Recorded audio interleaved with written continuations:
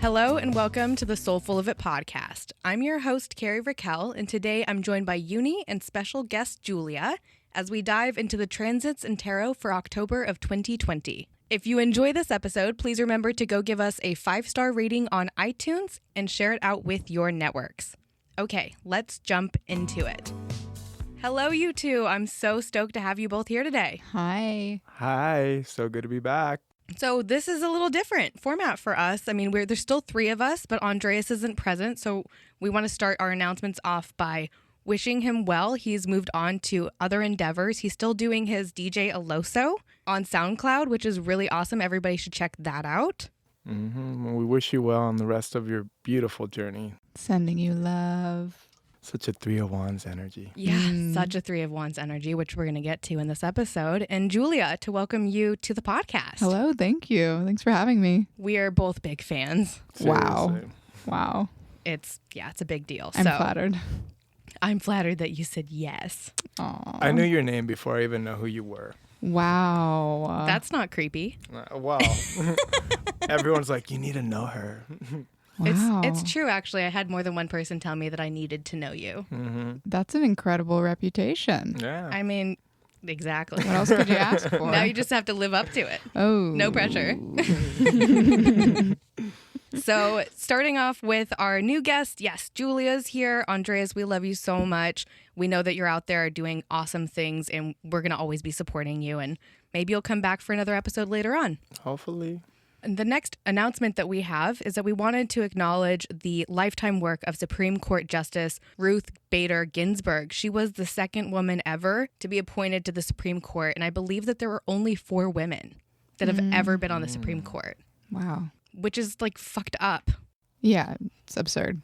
The fact that we even have such a small amount of justices for that court is ridiculous. The fact that we have a court deciding if people live or die is ridiculous. Ooh. Amen. Snap. Living up to the reputation already. Throwing out all the love to the notorious. We love you. Your work will carry on. Your legacy is forever. And I'm not going to start crying when I talk about you, so I'm fine. I'm fine. Next up, I wanted to announce that, y'all, the election is coming up hot. If you are in the United States of America and you can vote, please go register to vote. Your vote matters. Your voice matters. Yes, the Electoral College is fucked up and politics are corrupt, but still, the only way to change the system is to engage with the system.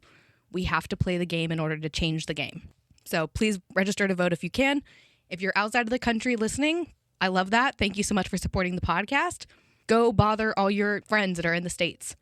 Bother them, ask them if they're registered to vote. This is a huge, huge deal. We're talking about a Supreme Court nomination. It is also the Senate. It's a very, very big election. Let's make her proud. So Yes. true. And then readings. Yunii, you're doing virtual readings. Yes, I'm doing virtual readings at my new page, Aquarian Sage, at Instagram. I'm also doing monthly videos where we go into a deeper dive on the cards that we pick for the podcast, available in 4 languages, Spanish, English, French, and German, and more future projects to come. If you want a reading or just want to reach out, feel free to hit me up right there. And Julia, you're also doing readings, but Yunii's is tarot and Julia's is astrology. Correct. Yes. I only speak one language. Astrology is another language. Okay, I speak 2 languages. I speak And sarcasm, I feel like that counts, right? wow. Everybody's multilingual here because I have a dirty mouth and I think that counts. I speak sarcasm. It's true. I give astrology readings, and I also have an astro coaching program that you can head on over to my Instagram at @thejbray to find out more about that offering. Lovely. She's also an actress, right? It's true. I'm in a 1-person show that I just finished. It's incredible. You can still get the link if you're lucky. Head on over to that Instagram, grab it, pay for some tickets. Yeah. Yes, that's the beauty of switching to this very virtual world. Yeah, live streaming was a real trip. Yeah, you can relive it again and again, but I just got to say you totally crushed it. Thank you. Support your local artists. Yes. Especially live streaming theater. Yeah. Especially. And then we have some quick birthday announcements. Tamo, I wish you a very happy birthday on the 1st of October. Freedom from episode 28. Girl, it's your birthday on the 13th. Happy birthday. My mom. Happy birthday, Mom. I know you're listening. My number one fan. Your birthday's on the 22nd. Happy birthday. And then last, I wanted to give a shout out to myself and my boyfriend, Dave, because it's our anniversary on the 26th. How long? 7 years. Whoa. I know, Wow. right? Wow. Where know. is commitment in your chart? Because it doesn't grace me like that. I have all that Sagittarius energies. I should be running from everybody. Yeah. But I did run from everybody for 21 years. And Dave is my first and only boyfriend. Okay. Well, if it works, Yeah, you know? He's the lion, she's the lamb. it's true. Strength. Yeah, it is. It's strength energy, which is, of course, my birth card. And then Dave's birth card is the star, and they share birth energy. And then human design. Oh, we could go down this rabbit hole real quick and spend the entire day there. But I love you, Dave. I think I'll keep you around forever. And then our last announcement for October is the affirmation destination focus, which is acceptance. We've defined this as practicing acceptance as an opportunity to expand self-awareness and learn other perspectives, knowing that all endings are beginnings and control is merely an illusion. That could not segue us better into what tarot cards Yunii pulled for the month of October. Yes, that is very true. So looking at the energy of what is here right now, I drew the world. The world, when you look at the card, it has the images of the faces of a man, an eagle, a bull, and a lion, which are representative of the fixed signs of astrology. And in the middle, you see this character with these two wands in her hand or their hand. And when I look at it, it really makes me think of like winning the jackpot at the casino. And it's like got this really good feel-good energy. But ultimately, it's about being able to come into this completion stage. In ancient Egypt, it's actually known as the adept, and it's about how when we've come through this soul evolution at this process, now we reach the point where we have to really look at what is there and see how we've been distracting, how we've been projecting, and how is it that we're going to dive in to create more of this connection to our psychic self and to the other side in a more energetically receptive tone. The challenge to that for us has to do with the Three of Pentacles. And the Three of Pentacles really is an invitation for us to share skills with others, to collaborate, to have this synergistic energy. The card traditionally has these people coming to help this architect as he's building together this most beautiful archway. And it's really representative of how we can cultivate the soul work within in order to be able to elevate. For the third card, we have the Empress, and the Empress is here to really support us in this process. And when we pair her along with the world, it's a deep invitation to pull our head out of our asses and look at the work that we need to be doing. And are we really doing it? And how can we reclaim that work as a personal reclamation of what it is to take back our lives for ourselves in the healing process, and how do we nurture that? Traditionally, the picture has a woman sitting on a throne. It's supposed to be Mother Nature or just a feminine aspect, and she's got a crown of roses and just beautiful landscapes all around. For our card of what we need to be paying attention to, we have the Ten of Swords. The Ten of Swords is a really big call out to examine how it is that our mental patterns are framing the way we're looking at the world. It's pretty offensive looking. It's got a dead person with 10 swords on their back and really dark colors in the background. And it's really an invitation to put those aspects of yourself to rest. There's pieces of you victimizing yourself, robbing yourself, creating all this unnecessary stress by losing yourself in the mental energy of trying to make sense of things in your own limited scope without trusting in the bigger aspects that are here. And the soulful guidance that we have here on the subconscious level is death, which is really an invitation for us to surrender ourselves over to these larger forces and through them be transformed. The death card traditionally has this character of death walking up to a pulp, and he's carrying a flag with a white flower. It's an invitation to really remember that there are forces in life that we cannot control, and the more that we can bow over to that, the more transformative energy we allow into our lives. And lastly, we have the Three of Wands, which on the card, it depicts a character looking over the horizon with 3 wands in the background. And this is really us being on this expansive journey and ready to move forward. We cannot turn back. And now it's our chance to look to the horizon and reach for something bigger. Stop playing small and go out there into the world and discover, so we can move into the stability of the 4s. Incredible. All resonate with me so much, especially where you're like, the 10 of Swords is, well, it's kind of a scary looking card. Definitely. It's one of those cards when you get it, when you haven't learned much about it, especially, you're like, oh, wow, so I'm going to be stabbed in the back 10 times. Like, count me out. I'm good. I also love that as we're entering into the fall energy towards Scorpio season, we're looking at the world and death as this like life review and this surrender to what is here for us in this next passage. Love that. Yeah, there's an amazing bridge between endings and beginnings here, especially also with the Empress too, because the Empress is also known so much as this like card of birth, this card of newness coming to life through you, of nature coming through you. And we are in the northern hemisphere, we're going into fall, so things are dying, but like, what part of you is living through that or being reborn? Yeah, there's also a really big invitation, and as we'll see in the astrology, to really acknowledge what has died and to sit with what has died. And that's a process of letting go, is that acknowledgement, giving ourselves space to grieve what is gone and what is leaving to make room for that new beginning we're talking about. I love that. So good. Thank you. So we're going to weave these tarot cards into the transits as we speak about each of them. And the first one that we're going to kick this episode off with is on the 1st of October, we have our Aries full moon. And the full moon conjunct Chiron in Aries. This is going to be highlighting a lot of invitations around healing of the self. And the questions that I have for you guys to consider are, what have you healed this year? What have you already healed? What are you in the midst of healing? How can you honor what has already been healed and what you're already in the process of healing? And it makes me think about how I've seen so many times posted online, people talking about healing not being linear. We can see that and still not live it.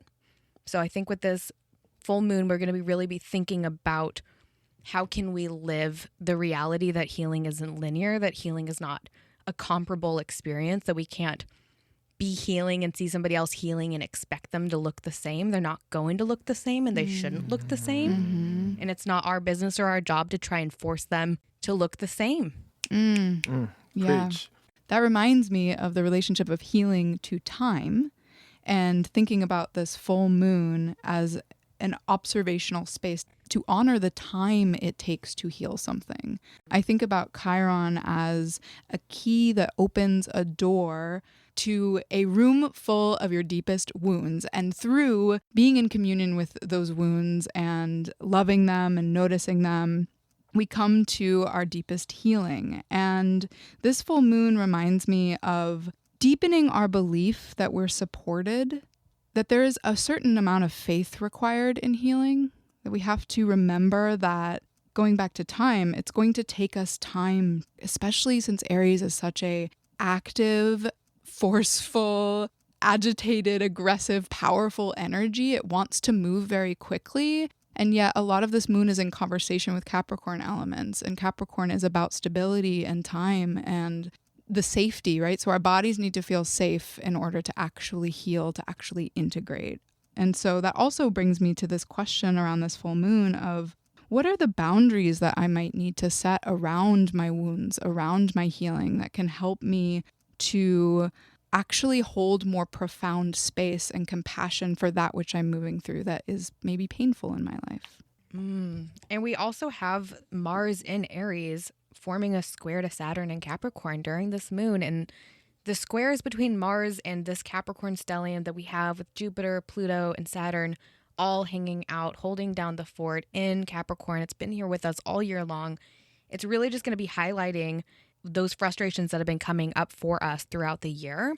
And we do still have Mars retrograde. And so we have this mover and shaker Aries energy But many of us are feeling the frustration of the squares that are adding a layer of challenge to everything that's been going on for us all year long. And when our actions are limited, we have to get creative with our process of how we take action. And as the full moon in Aries is illuminating our relationship with ourselves, which is Aries energy, and how we have or have not prioritized our own healing, Mars square Saturn is going to add into the mix the challenge of embracing the detours and the roadblocks that we hit along the way. This is such a crucial time for self-love and for self-compassion. Yeah, I wanted to touch on both of that. I love how Julia mentioned us being in this Aries energy that wants to really move quickly through it, but there's a time element that we have to really surrender to and be within. And it just makes me really think about this death card energy, being in this chrysalis of creation while you're still in the mucky, icky, yucky, sitting in there really unpacking and having the time to really mourn that, as we will be doing in the Ten of Swords energy. And all of that ultimately is for us to be able to have a little bit more compassion with ourselves in the process. And that's totally that Three of Pentacles energy, like being able to cultivate that for ourselves and bringing in the support and loving witness that we may need in order to help continue that gentle folding process as we eventually churn out our new, improved, transformed version with the healing. And as you mentioned, it is spiralic and it's going to look different day to day, how we show up in the world, how the world affects us.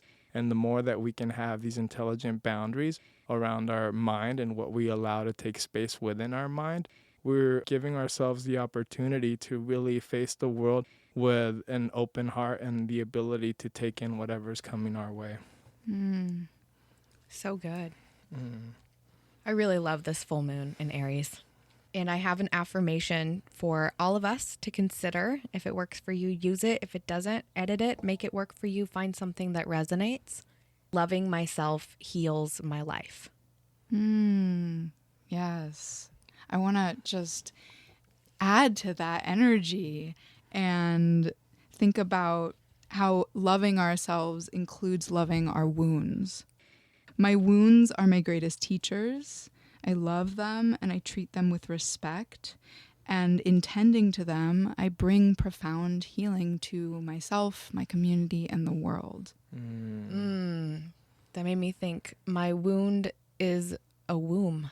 That's so good. Very potent, fertile Empress energy right there. Definitely. Did it impress you? Wow, yes. Dad jokes till I die. So the next transit that we're going to chat about is Venus entering Virgo. And enjoy it because it's not going to last the whole month. We're going to have Venus move into Libra later on, and we'll get to that. My first take on this transit is how can you show your loved ones and yourself that you're paying attention? What little details have you maybe been missing? Something that happened for me recently that made me realize that sometimes I don't pay the best attention to the little details is that my boyfriend Dave already owned an air purifier when the wildfires were coming down in Portland and the Pacific Northwest. So when everybody else was out there like searching for an air purifier, we already had one because he's always cared about our air quality in our apartment. So we had pretty clean air, all things considered. And it was one of those things that through him doing that, I was like, wow, I could really stop and just acknowledge the little things that you do that show me that you love me and that you care for me and you care for us and our health. Such a practical act of love. Yeah. He's a Virgo rising. Yes, he is. He also has Venus in Virgo. So this is your transit, Dave. When I think about Virgo, I think about the daily maintenance that is required to live a connected life. And when I think about Venus, I think about how we're bringing the muse energy to our daily maintenance. So thinking about all the little details of our days, our little rituals, Virgo is the opposite sign of Pisces, right? So Pisces holds all of this profound, ethereal, magical, non-temporal wisdom. And Virgo is actually the container through which all of that wisdom is funneled. Our daily acts, our daily rituals, they are acts of worship. So something as simple as cleaning the bathtub or drinking water or feeding yourself good food. These are actually acts of reverence for the divine. I like to think about that because, God, maintaining a body in 2020 can be really hard. For real. That's the truth.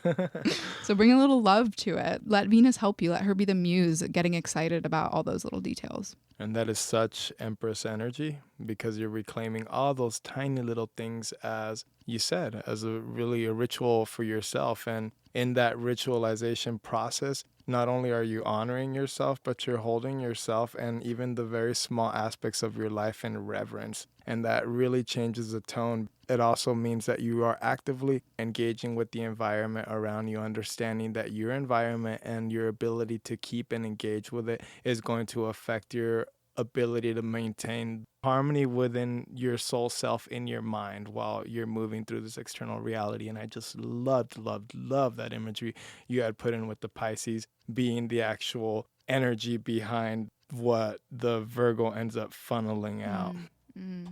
Yeah, they really do work together well. And it's also good to acknowledge some shadows with this transit.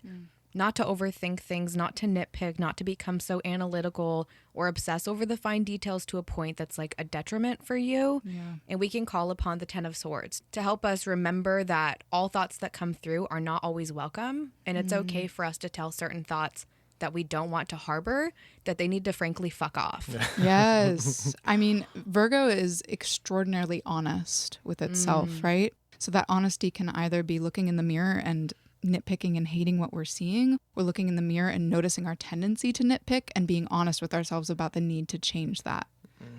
Yeah. And one of my tips that I use for myself when I have a thought come through that I'm not really wanting to keep is that I'll actually shake my head to shake it out. So beautiful. Shaking really reminds me of, I recently learned TRE, which is trauma release exercises. I was hearing about this recently. Yeah, I know nothing. Very cool. Well, the basic idea being that when humans or animals or sentient beings experience trauma, our first bodily response is to shake and tremor. And that is a natural way of releasing traumatic experiences from the body, and that socially we've been conditioned to no longer shake. But I love that you intuitively shake your head to kind of reset the energy, because like, think about your dog. Well, the dog you're going to have someday. Right. Like after any tense moment, if they don't get the treat or that other dog poops where they want to poop, they're like, they shake it out. Yeah. These are great tips for Venus in Virgo. Enjoy it, guys, because like I said, we're going to be moving into Libra with this transit later on in the episode. We'll talk about it here soon. Yeah, and even with the Empress too, it's a very body card. So it's like, be in your body and, like, shake it out, get it out. Somebody who moves their legs a lot, I shake it out all day long. It's good. The world would be a better place if people were shaking it out more often, I think. Maybe we should be shaking it out all the way to the polls. Or vote by mail, which is also a great option. Our next transit is Pluto turning direct in Capricorn. And we had Pluto go retrograde back in the spring on April 25th. Major themes of this transit are integrating the lessons that we learned in the last handful of months to help us embrace the transformation that we're continually going through. I like to think of whatever Pluto touches, it changes. And I really think of God or the universe as just the principle of constant change. And so whatever Pluto has touched in your life over these last months has been changed. And now that we are integrating that change and moving forward, something I like to keep close to my heart is change can be scary, walking into the unknown, but that if change is coming, you are ready. And that's it. You're ready, or else the cosmos wouldn't be moving forward. So Pluto turning direct to me means this invitation cosmically to say, you're ready. The change has been complete. It's time to move forward. Here we go. I love that. It's very much the world energy meeting with the death energy. As you had mentioned, we're always shifting and changing. And when we allow ourselves the time to really recognize the fact that if we are doing our soul work, if we are growing as individuals, we are constantly going to be faced with this meeting of the unknown, with this constant unease as we fold over to these larger forces that are coming through. That's part of doing the work. And if you're pretty comfortable where you're at, well, then you're probably stagnant in some way. So I think it's a really beautiful way to like remind yourself too when you're feeling like you're going crazy in the midst of all of it, because you're not alone. You're just doing your work. And Pluto being the excavator of all this past generational trauma and hurt and wounding, you're doing it on a molecular level. You're turning those shadows into your gifts, and that's not an easy transmutation, but it's very necessary in order for us to really release ourselves from the chains of our past. Yes. And Pluto in Capricorn specifically makes me think about the death of the patriarchy and the death of tradition. So the ways that tradition can be harmful, and we hold on to tradition often out of fear. Fear to me is a bedfellow of death, right?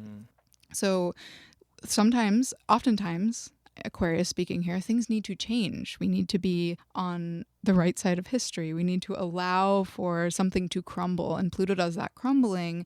We're seeing a crumbling of our formative structures here in this country. And that includes government and systems. So as this external transformation is happening, the internal transformation is happening as well. We are all moving towards a new paradigm. Yeah. It's a new dawn. It's a new day. And I'm feeling like you need to vote in November. It's a song about voting in November.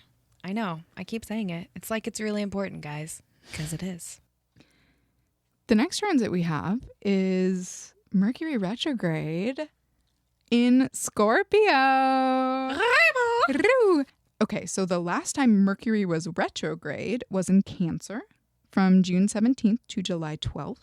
The earlier Mercury retrograde was February 16th to March 9th in both Aquarius and Pisces. So Mercury retrograde, everyone's afraid of it. Everyone is worried that their bus is going to be late. I like to think about Mercury, the ruler of our mind and our thoughts, and basically every single thing that we receive in a visual or mental way, the ways that we translate that into thoughts, words, ideas, that is Mercury at work. And so when it's retrograde, it's really going down to the depths of the shadow world, the internal world, the psyche. And it is now in the world of images and feelings, especially in Scorpio. So my affirmation for Mercury retrograde in Scorpio is I desire to know all of myself. And can we surrender to Mercury as the guide through this darker, more hidden, more mysterious aspects of our mind, which includes our shame, trauma, experiences of abuse, the ways that we talk to ourselves, the thoughts and feelings that we shove into the corner. To me, all of those things are such important parts of life because in entering into them, we release enormous power. And that's what Scorpio really is about to me, is reclaiming our power. So this is reclaiming our mental power, looking at mental patterns that take away our power. How will feeling something rather than hiding from it give me back my power? I love the Mercury retrograde. I've learned to love, I guess. The Mercury retrograde is a better way to put that. And we also had a Mercury retrograde in Scorpio last year. Yeah. And I know we all didn't forget that. It was deep. Cried. It was dark. I cried too. There's a lot of tears. But the thing about crying is that when you do it, it's because you needed to do it. So I think that'll be my first tip for Mercury retrograde in Scorpio is if you need to cry, don't hold it in. Yeah. Just let yourself cry. Never hold it in. Yeah. You gotta cry. It washes your soul clean. It's liquid love pouring from the root, literally, to water the root. And it's funny that you had mentioned that about the retrograde energy kind of being these images and just the sensory stuff that's coming in. If you really think about it, all of intuition is really like that. And what makes you a good channel is being able to really connect into that like animal, also that like spiritual like space of that imagery, and being able to translate that into word. When I heard you say and speak on that, it made me really think about energy being in these lower aspects, in these lower chakras, where a lot of those traumas and pains and regressive things are being held within our body. And it's like we're getting a chance to be able to tap into those channels and sit with them for a little bit. And in that process, how do we hold ourselves? Yeah. And there's not a lot of people on this planet that do that work, right? And so that's where I think true power comes, is not power over someone else, but power with other people when we are acknowledging our pain, acknowledging our shared trauma, and collectively, mutually becoming intimate with one another's pain and trauma. That's intimacy, baby. Ooh. That's hot. Yeah, that's hot. Into me I see. Wow. I used to think intimacy was like really good sex where everyone was having just the best, most idyllic time. And now I realize it's like me sobbing, snotty face, like revealing that I feel really insecure, and someone I love being like, yes, I see you. I love you. That to me is intimacy. I see you and I love all of you. Yes, there we go. I desire to love all of myself. So can you let love in? Can you let the love in? And you have to start with self, and we can pull on what we learned, what we gained, what we released on that Aries full moon on the 1st of October. We can think back to then to really get ourselves settled into the gift that awaits us at the end of this transit. In the Mercury retrograde period, I know there's a lot of like, oh my God, it's so scary, whatever, everything's going to break down. It doesn't last that long. It's 3 weeks. Totally. It's going to be over on election day, which is a little weird. Get those ballots in, guys. But it doesn't last that long. So really it's this deep dive into how we are informing ourselves. How are we receiving information? What information are we holding on to? If you're going to bed at night and you're allowing all the negative thoughts to go through your mind and just like poison your dreams, so you wake up without energy, not feeling good, not feeling empowered, like maybe you should try meditations at night. You know, maybe you can make a change in this 3-week period that could have a profound change on your entire life. And it's Scorpio, baby. We're here to transform. We're here to let go. We're here to let dead things die. We're here to regenerate through the reclamation of our physical bodies and what it's gone through in this experience we call life. We're this massive soul that's squeezed down into a meat suit, experiencing all of these things. It's like, how often do we check in with that to see where we really are? Shake your meat suit. Shake it, shake it. The next transit that we've got is our second big moon action, which is the Libra new moon on Friday, the 16th of October. This new moon is all about balance, of course, because it's got that librarian. That librarian is the plural of Libra, librarian. What is happening? We are all librarians. Any Libra moons required by astral law to be a librarian. So go to the library, and that's the best thing you can do on this new moon. I'm just kidding, guys. So on this new moon, we do have the sun and moon. Of course, they're conjunct, right? So they're together because it's a new moon in Libra opposing Mars retrograde in Aries. The tension of advocating for your balance in your life. What's truly good for you is truly good for other people. I had a realization this summer, earlier in the summer, before like pre-wildfires, that I was no longer going to go on hikes that didn't have enough shade. When I went on a hike that had next to no shade, I was fucking miserable. And the reality about that experience for me is that when I was miserable, even if I was trying so hard to be upbeat in a good mood, my energy was killing people. You know, it was like downing the vibe. Then we're all suddenly kind of miserable. And it's like me trying to fake it till I make it. And I can't quite make it because I'm like 2 miles into this 5-mile hike and it's hotter than hell. So I decided that I was only going to say yes to going on hikes that were feeling in balance for me. And that's been a huge shift. So I think things like that on this new moon, identifying what is feeling balanced for you and being willing to sit with that before you go to take action on it, right? Because Mars is still retrograde. We're not supposed to act as soon as we have the thought, as soon as we have the idea. We're supposed to sit with it until we can really figure out, is this balance being influenced by anything? Or is it really feeling balanced for me? Yes, I love that. I am a Libra moon, so I will speak from my Libra heart. Libra, although we are known as the archetype of balance and peacekeeping and harmony, it's an air sign that actually often experiences quite a bit of anxiety and tension. Because, and this is Stephen Forrest, an astrologer that I love, he says, Libra is making a peace treaty with chaos. So understanding that the chaos of the universe, all of these unknowns, is always going to be happening, and that Libra's job is actually to constantly come back to center, constantly come back into balance by doing all of these little minute adjustments. And because it is the sign of relationships, and it is opposite this Mars retrograde in Aries, there is this sense to me in this new moon that the Libra wants to hold the peace and the harmony, and yet there are always going to be needs that arise, right? And when those needs arise, often how they might materialize for a Libra moon would be a feeling of discomfort or aggression.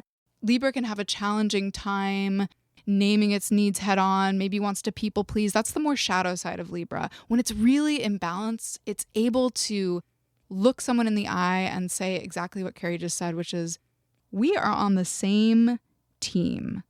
So forging an energy of same teamness in our partnerships and friendships is really helpful for me, rather than thinking of people as our opponents, rather than thinking about our partners as someone who is out to get us or their behavior is trying to harm us. Thinking about how we can negotiate and use our skills and capacity to bring harmony to all different situations, and understanding that sometimes the road to peace is through conflict. So we have to understand conflict in a more balanced way.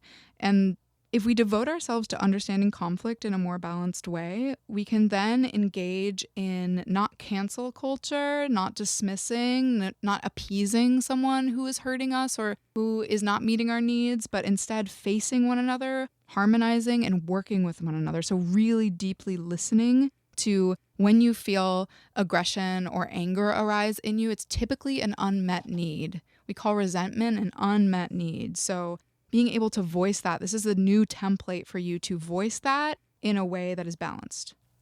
Lovely. Yeah, everything about that. So good. Yeah, we have a society that thinks that if you're looking for an end to a situation, that it has to be a win-lose.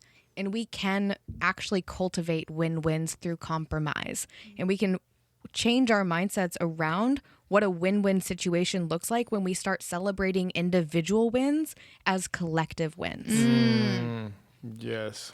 Snaps. And we also have a grand earth trine happening with this new moon in Libra that is really bringing this energy of grounding, that we need to get grounded. And new moons are all about planting that big seed, right? What do you want to go plant that is going to have the harvest of bringing more balance into your life? Where is that balance lacking?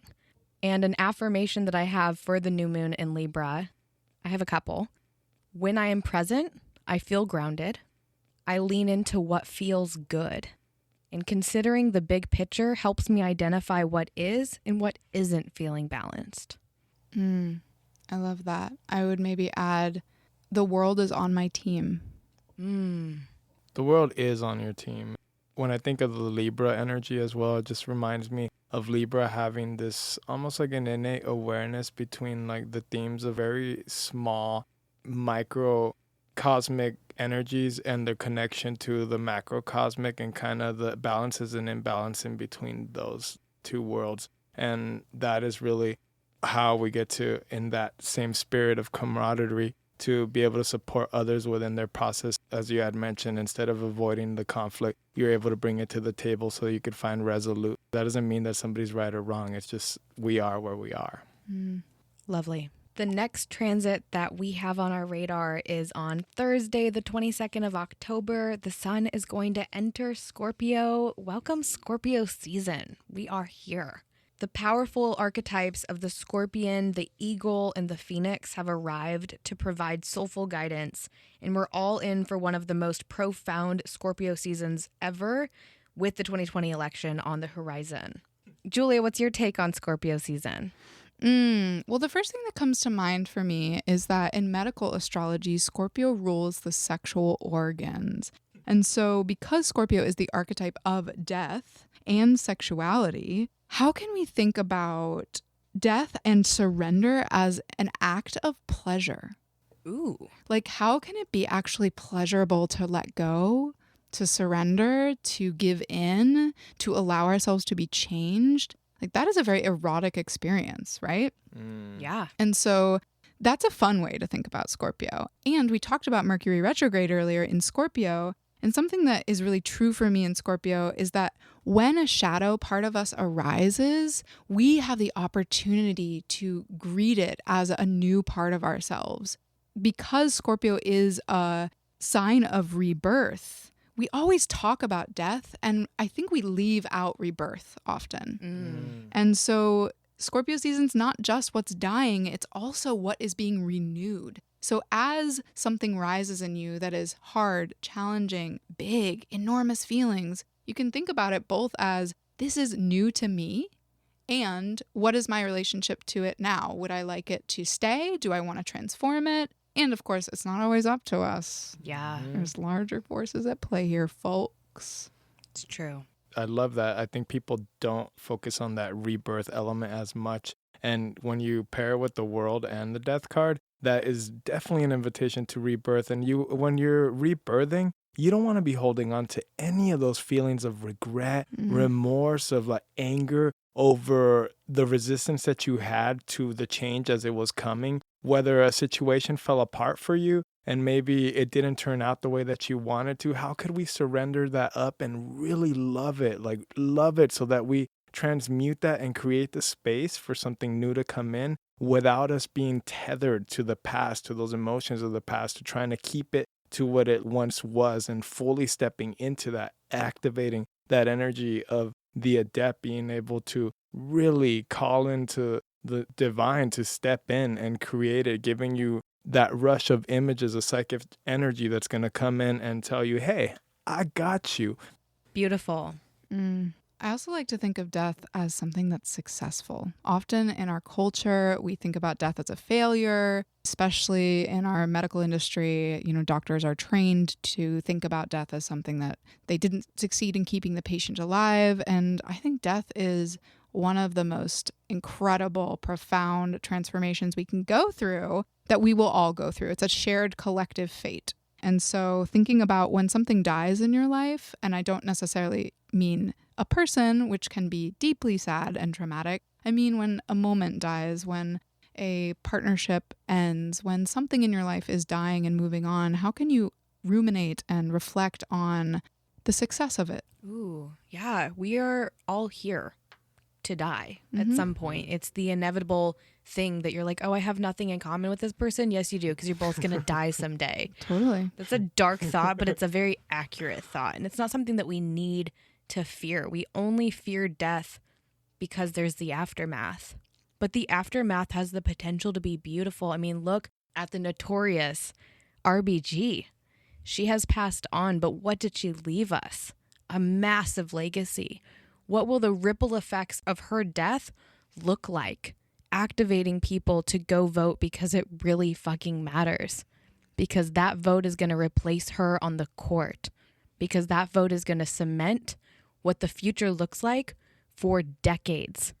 Very Scorpio. And I know it's silly to say, but when I look at that world card being the last card in the major arcana, it looks like, hey, I just won, like da da da da da, just like dancing in the middle of the card. I love that. I can't get over it ever. It's like you're walking through that final doorway. Well, here is the end of your book, man. That was a highlight. Like, hell yeah, your story is done. You're leaving your legacy. You're ready to move on to the next big thing. And what's bigger than being massive, expansive source? Yes. Nothing is bigger. Our next transit is Mercury and Venus are both going to enter Libra on the same day. And my first thought with this transit is, what's your love language? You know, the 5 love languages are words of affirmation, gift giving, quality time, acts of service, and physical touch. So thinking about which one of those is most important to you. Of course, they're all important, but which one of those do you need most? And also getting to know the people in your life, like which one is most important to them? How can you prioritize that for them? You know, for me, it's physical touch. So I'm like, I'm gonna need a back rub, you know, like that's always my ask is like, I want a back rub or I want a hug. I have now been advocating for 15 to 20-second hugs because I read an article about that saying that we actually need longer hugs. And I know with all this like social distancing and coronavirus, like a lot of us are like connection starved physically in a way that we've never been so much. So if you have an opportunity to hug someone, you should fucking take it. You should make it happen, even if it's number 5 for you, right? So getting to know what your love languages are and learning how to advocate for them, learning how to communicate them too, right? Because this is Mercury with Venus together entering Libra is like, what's balanced about the way that you love me and the way that I love myself? I mean, we can also talk about loving yourself with physical touch. It's Scorpio season now, so go all the way. There's nothing wrong with it. Safe hugs and safe sex. A vibe. I also think about with these 2 creatures, Mercury and Venus entering Libra, it's the 27th of October, so it's right before the election. We already are experiencing deeply polarized 2 sides of this country. I mean, there are multiple parts, right? It's not binary. But Libra does weigh in the scales, so it holds the left and the right. And what we need to do with the Libra energy is to start to integrate them, to bring them together. Again, Libra's an air sign. It communicates, it talks, it unites rather than divides. So while it can be really, really tempting for those of us that lean very radically left to isolate those on the right, Libra does find the center point of humanity between us and starts to communicate about our needs, remembering that all the way back to that full moon in Aries, we came back into contact with the self. What do I need? What do I need for my healing? Libra's now holding that, but for the collective. And their needs are human needs, right? And so we were all hoping for the collective advancement of humanity. And understanding that, voting in a direction that's going to get us towards that. My point being that even if there are people in your life who are not voting in that direction, we need to start having conversations about that. We need to start really digging into a deeper communication and balance between this polarization we're experiencing. I think that we often tend to agree on the what. And we disagree on the how. And when you engage someone in a conversation, you can get to the why. Why are you so certain that you need to vote this way? If you never step up and have the courage to ask why and hear something that you don't like or don't agree with, then you're shutting down a communication channel that has more opportunity than you'll ever know about. Because you've shut it down. We have to be willing to approach intersections that are uncomfortable. That is what politics is. That is what voting is. It's being a part of the conversation, even if the conversation is hard or scary. Especially when it's hard or scary, I'd argue, because that's where there's some growth located in the hard conversations. Yeah, and that's where lives are at stake, you know? Where it's really uncomfortable, especially for people who hold a considerable amount of privilege to talk about what's scary, means that typically that is an area where there is an incredible amount at stake for people. Yeah, absolutely. So our next transit, which is also our final transit for this episode, is really a big one. I mean, this is a big fucking deal. Saturday, the 31st of October. Many of us know this as Halloween. Some folks celebrate Samhain.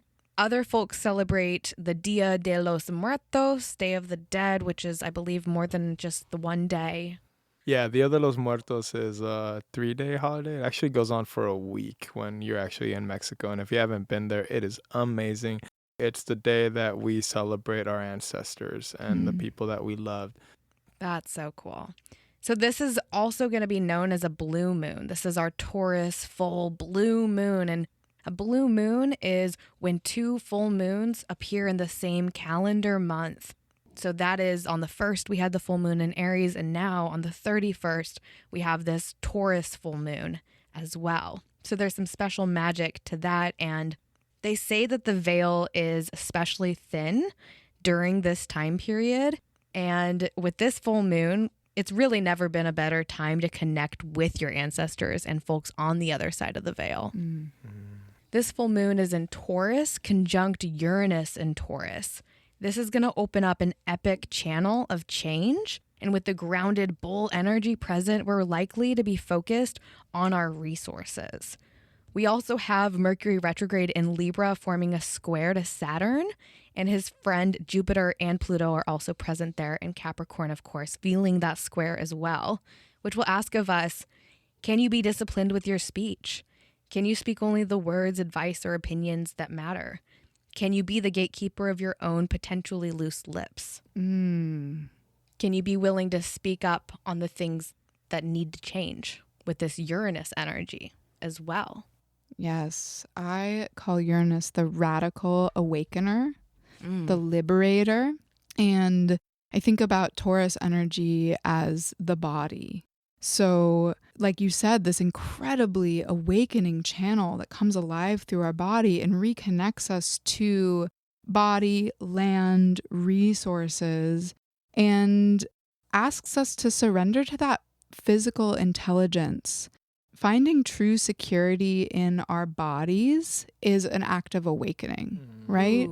Especially living under capitalism, especially living under economic systems that ask us to move at a pace that is not natural for our rhythms. This is an awakening to come back to the intelligence of your own physicality and to the wisdom of nature. And when I think about that square to Saturn and Capricorn again, I think about Saturn as the ability to come back into alignment with our integrity for the long term, which to me represents sustainability. So this is an incredible moon. I mean, we're so lucky to have it. We need the ancestors more than ever. And can we really feel in our bodies, feel through our bodies, the ancestors' prayer for us to listen to them, to listen through our bodies as this template for forward motion and evolution? And can we think about the ways that resources and money have been something that we've held on to for comfort, that we've hoarded, that we've become into this relationship of greed often as humans, and how, like I said at the beginning, this new template is to find security in the body and the land so that all bodies have an opportunity to awaken to everything that they need. Everything that we need is here on this planet, right? Indigenous wisdom tells us that. So really tuning in deeply to our body's wisdom and listening to its rhythms. This feels like the gift of this moon for me. Wow. What you said about ancestors too is so, so powerful. You know, like how can we learn from their mistakes? You know, 2020 is the 100th anniversary of women's rights to vote. What a powerful time to go cast a vote, especially as a woman in this election that is so, so big. Your ancestors, some of them couldn't vote. Many of them, honestly. Didn't have the privilege to. And we are rewriting those stories. We are rewriting history. We are changing and shifting and transforming it. Scorpio season, like we are in it. So be in it. Yeah, we're walking through the threshold and setting this new path forward, and that's very much the Three of Wands. It's us embarking on this new journey, like taking those ancestors, understanding their wisdom, their knowledge, and their shortcomings as well, and how we are in such a privileged state to be able to do the work for them and to be the potential ancestors of people that will be descendants from us. And that gives us a beautiful place in the really mythology of ourselves. Another thing that I think about with Taurus is that it has a relationship to values. As I spoke about money, this is just really coming up pretty clear for me right now. Uranus is this awakening force in our relationship to money. And I'm thinking about this in more of a collective space of this awakening to reparations, to what that means. Taurus is ruled by Venus, which brings pleasure. So how can the act of giving reparations, be pleasurable, be an experience of revolution, be an experience of liberation for everyone? It's not charity, it's not a handout. It is really reallocating resources and funds so that, as I said before, all bodies can feel this sense of safety and security on this planet. So this to me feels like, wow, there is this potential for mass awakening around our relationship to funds, resources, money. What does that look like for you personally in your life? Did you guys hear about that billionaire? His name was Chuck Feeney. He gave away his entire $8 billion fortune. Wow. Yeah. And I believe that he saved like $1 million or something for him and his wife to live off of. And he spent his entire life, like that has been his life's work, is to give away this abundance, this overabundance, because these people who are hoarding money, it cannot be spent in a lifetime by one person. It's impossible. And so many people are walking this planet with blocks to receiving, which is Empress energy. Why are you blocked? Because you're not giving.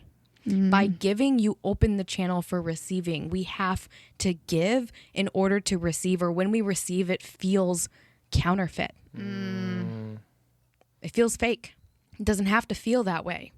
We can give to get. We have to give to get, or what you're getting is going to be hollow. Do you want to keep getting hollow shit? What can you give? You know? And I think about that too with the holidays coming up. Those hollow days. Those hollow days. Wow. That is the pun I needed, honestly. Abolish billionaires. Yeah, for real. It's not natural. It's like you said. It's not natural. Taurus brings us back to the natural world. You know, we look to the earth and its ecology to understand what is natural, and everything is in balance in the earth. It's not natural to have like an orange grove where there are tons and tons and tons and tons and tons of trees. We have created that. Yeah. Right? I mean, it makes me think of just that makes it so susceptible to other things too. Like think if you have these massive orchards, they're susceptible to disease. Look at us wiping out like bananas because we decided to just grow this really pretty banana that is now becoming extinct. Yeah, we have to be willing to question the status quo, which is probably the most Aquarian thing I could say in the presence of two awesome, badass Aquariuses. Very But it's Uranian. true. Yes. We have to be the change makers. We can't sit around and wait for change to be made. We have to be in it. The shakers, the change makers. Shake, shake, shake, shake. Yeah, this Shake whole episode has your been booty. encouraging you to shake it out. Shake it out. And that wraps us up, guys, for this episode of the October transits and tarot. I'm so endlessly grateful, Yunii. We've been doing this for a year now together. It's epic. And Julia, I could not be more stoked to have your presence here, your magic. So many amazing things came through your channel for our listeners. We are all so lucky. Yeah, I'm pretty blown away. I'm like, wow, you're so articulate. I love it. Wow, thank you. It's such an honor to be here. And I just was so excited to sit down with both of you and be in this special vortex. Co-collaboration. Aquarian Always. as hell. Aquarian as hell. Aquarian as hell. And that Aquarian as hell. Sorry. Aquarian. it's so true. I love it. That's it for us for this episode. If you want to connect with Julia, I highly recommend you find her on Instagram at @thejbray. And Yunii has a new page on Instagram as well. He's been doing those tarot videos, which are so cool. It'll give you more information on the cards that we pulled for this month as well. And his page is at Aquarian_sage. And of course, you can always connect with me at Soulfulofit on Instagram with 1 L. I know there's another account with 2 L's. I don't know them, but I bet they're great people. With a name like that. I mean, right? So that's it. That's all that we've got. Thank you guys so much for listening. Thank you guys so much for rating and reviewing. We really appreciate it. We're 1 year strong now and no end in sight. We really love you guys. Thank you so much. And I hope you have a beautiful, beautiful month. Enjoy it. Choose.